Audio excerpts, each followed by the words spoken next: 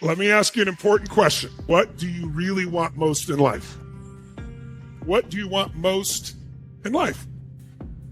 Money? You want a little piece of paper with pictures of dead people on it? No, you might want what you think money will give you. What do you think money would give you? Freedom? Security? Okay. What else do you want? Love. Love. How many want love in your life? More love in your life. Whatever you tell me, some people say, I want to be closer to God. Some people say, I want to make $1 billion. Some people say, I want 3 perfect children. What's in common? The only reason you want anything is because you believe if you get that, it will change how you feel. You want the money because you think how you'll feel. You say, no, it's what I'll get. No, what you get will affect how you feel. If you say, I want to be closer to God because of how you'll feel. I want my children to be so happy. Why? How does that make you feel when they're happy? We think of ourselves in the Western world of the mind, but you're a hell of a lot more than your mind, aren't you? The mind is a tool that you should learn to use. If you don't learn to use your mind, it will use you. And it doesn't usually make you happy. Your heart, your emotions are what you're after. And here's the most amazing thing.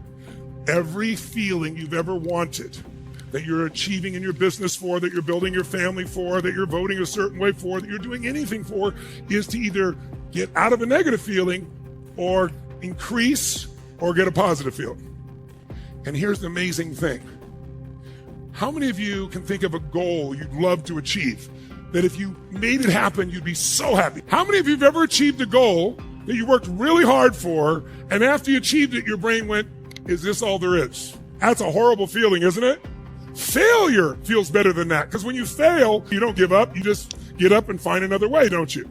But if you succeed and you're still not happy, you're not what I call technically screwed, right? You don't want to be there. How long did you stay happy? 6 years? A year? 6 months? 6 hours? So here's the crazy thing. You did all this to change how you feel. It worked for a little while, and then you went back. Do you know they've done studies on people, and they ask people around the world, what is your number one fear? And then they say, what would be the greatest gift or surprise?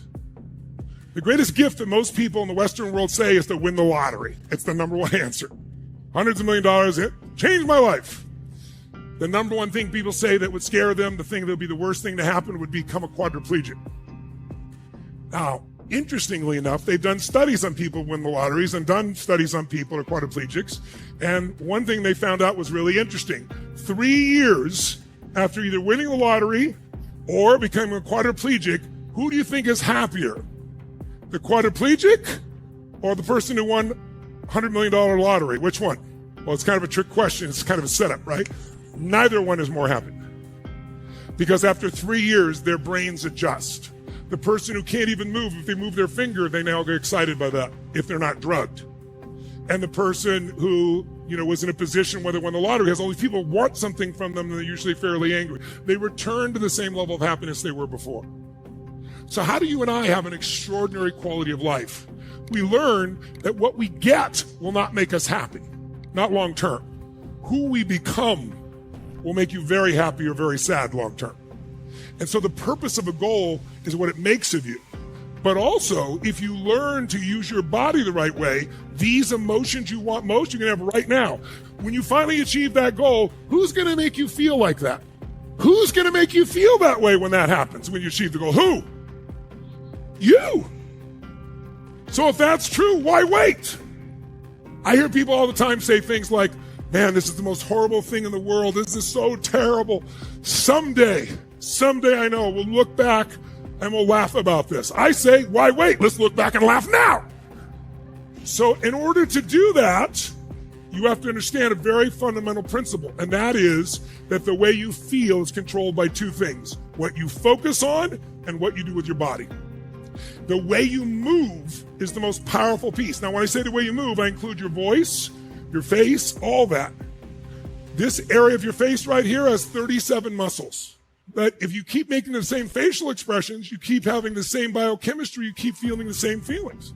But if you change your facial expression, change your movement, everything changes. Is it possible to have a really magnificent, beautiful life and not feel it? Is it possible to have lots of people love you and you not feel loved? Is it possible for you to have tremendous abundance but feel scarcity inside? Of course, because you can overwrite all this with your mind if you don't learn to use your body. So success doesn't guarantee fulfillment. In fact, listen to me now. Success without fulfillment is the ultimate failure. So if you want a better life, we got to train ourselves to use our body, not just while I'm telling you here, but to develop some new simple habits that'll make you feel this way all the time.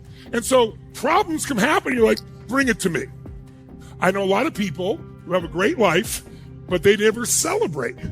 How many have done this? How many of you have ever had something happen where you really achieved something great, you were really excited, but you toned it down around other people because you didn't want to make them feel bad? But here's what happens.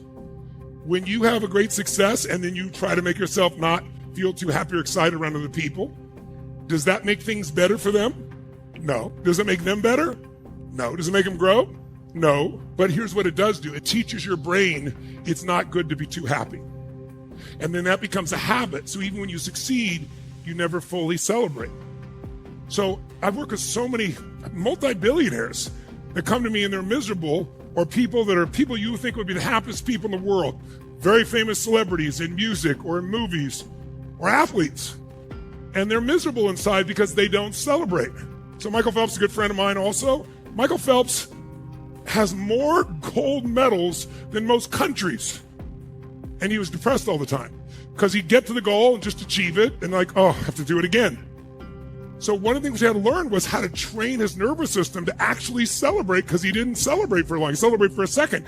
Work his life for 8 years and then celebrate for a millisecond. So let's try a little experiment. What if you developed a new belief?